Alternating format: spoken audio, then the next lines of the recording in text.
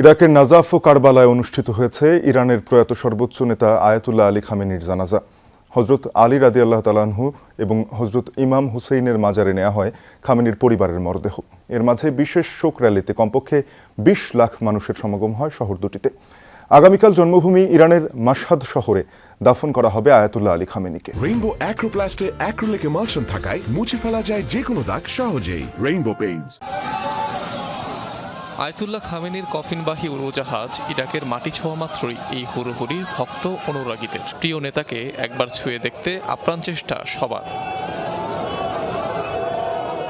মঙ্গলবার স্থানীয় সময় রাতে নাজাফ বিমানবন্দরে অবতরণ করে ইরানের রাষ্ট্রীয় বিমান। একে একে নামানো হয় খামেনি ও তার পরিবারের সদস্যদের মরদেহ। প্রথম দফায় এয়ারপোর্টেই অনুষ্ঠিত হয় জানাজা, যেখানে যোগ দেন ইরাকের প্রধানমন্ত্রী, পররাষ্ট্রমন্ত্রী ও প্রধান বিচারপতি। এরপর দিনের অন্যান্য আনুষ্ঠানিকতার স্বার্থে আয়াতুল্লাহ খামেনির মরদেহ নেওয়া হয় নাজাফে অবস্থিত ইসলামের চতুর্থ খলিফা হযরত আলী রাদিয়াল্লাহু তাআলা আনহুর মাজারে। সেখানেও আরেক দফায় অনুষ্ঠিত হয় জানাজার নামাজ।